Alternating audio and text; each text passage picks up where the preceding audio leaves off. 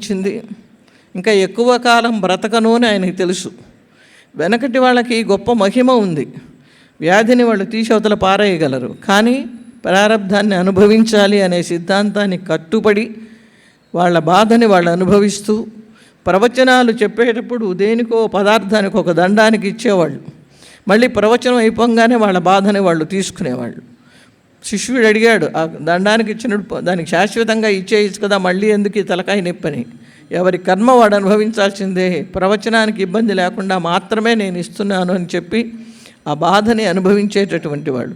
నిజానికి శ్రీరంగనాథుడికి అద్భుత కైంకర్యాలు చేసేటటువంటి యామునాచార్యుల వారికి అసలు అటువంటి జబ్బు రావటం ఏమిటి అంటే కర్మ, గత జన్మలో ఉన్నటువంటి మన పాప పరీపాకం. వారు వీరిని చూడాలి అని పెరియనంబి గారిని పంపించారు కాంచీపురానికి. అప్పట్లో నడిచి రావటం, నడిచి వెళ్ళటం, కనీసం 4 రోజులు రావటం, 4 రోజులు వెళ్ళటం జరుగుతుంది.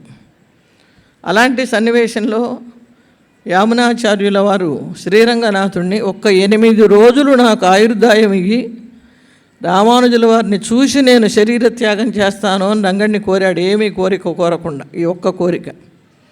సరే 8 రోజులు ఆయుర్దాయం ఇచ్చారు, కానీ భగవద్ రామానుజుల వారు వచ్చేసరికి వీరు శరీర త్యాగం చేయటం జరిగింది.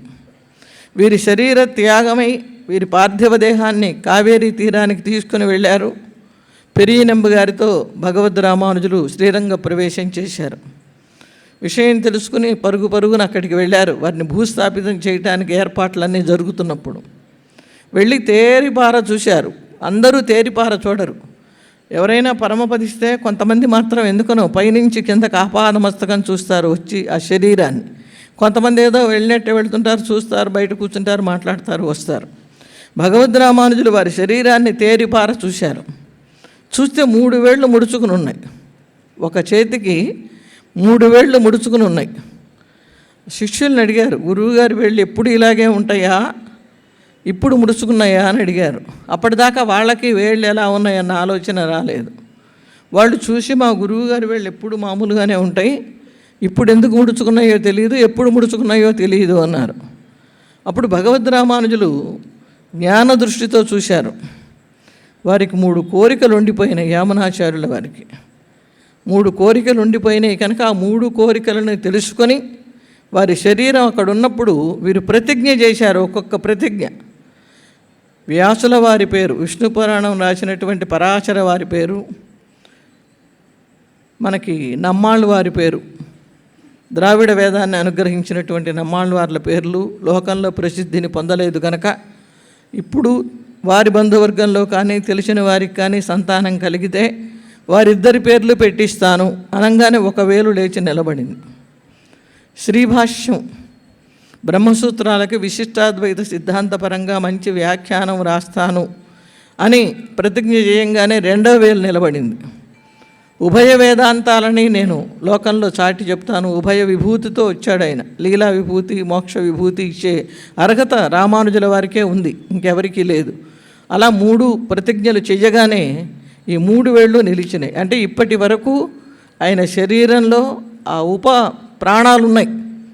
ఈ రామానుజుల వారికి ఈ వార్త చెప్పాలి అని మనస్సులో అనుకుని వాటిని ఆయన గ్రహించి ప్రతిజ్ఞలు చేసి ఆ ప్రతిజ్ఞల్ని చేసి వదిలేయటం కాదు, నెరవేర్చినటువంటి మహానుభావుడు కనుక ఇలా ప్రతిజ్ఞ చేసి ముడుచుకుని ఉన్నటువంటి యామునాచార్యుల వారి 3 వేళ్ళని తెరిపించాడు కనుక ఓం యామునాంగుళి మోచకాయ నమః అని ఆయన్ని ఈ సన్నివేశం ఒక నామంగా పేరు పొందింది.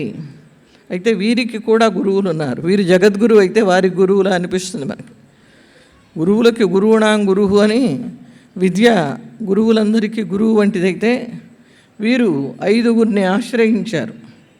పంచాచార్య పరాయణులు 5గురు ఆచార్యులు ఉన్నారు వీరికి కూడా. వారు ఒకరు పెరియనంబి గారు, వారినే మహాపూర్ణులు అని పిలుస్తారు. అలాగే 2వ వారి పేరు గోష్ఠీ పూర్ణులు, వీరిని తమిళంలో తిరుక్కోట్టియూరు నంబి అని పిలుస్తారు. 3వ వారు తిరువరంగ పెరుమాళరయర్ అనేటటువంటి వారు. 4వ వారు తిరుమాలే ఆండాన్ అనేవారు. 5వ వారు తిరుమల నంబి. ఈ 5గురు భగవద్ రామానుజుల వారికి గురువులుగా ఉన్నారు. వీరిని ఆశ్రయించి వీరి ద్వారా విజ్ఞానాన్ని పొంది వారు లోకానికి వారు పొందిన విజ్ఞానాన్ని అర్థమయ్యే రీతిలో చాటి చెప్పినవారు. నిజానికి భగవద్ రామానుజులు ఒక్క తమిళ పాశురం రాయలేదు. పుట్టింది తమిళ దేశంలో శ్రీపెరుంబుదూరులో కాంతిమతి ఆత్మజుడుగా జన్మించారు. కేశవసూరి కాంతిమతి దంపతులకి ఆ శ్రీపెరుంబుదూరు భూతపురి అని పిలుస్తారు. అలా అవతరించిన వారు తమిళ దేశంలో అవతరించిన వారు తమిళంలో రాయలే. అప్పట్లో వారు రాసిన రచనలన్నీ కూడా సంస్కృతంలోనే వ్రాశారు. తర్వాత మరి వీరి అంశే మణవాళ మహామునిగా అవతరించి తమిళంలో రామానుజుల సమయంలో రాయలేదు కనుక రాయాలి అని కొన్ని పాచురాలు వ్రాశారు అని సంప్రదాయజ్ఞులు సంప్రదాయం చెప్తున్నది. వీరిని మట్టు పెట్టడానికి ఈ యాదవ ప్రకాశులు ఒక్కసారి ప్రయత్నం చేసి ఊరుకోకుండా 3 సార్లు ప్రయత్నం చేశారు.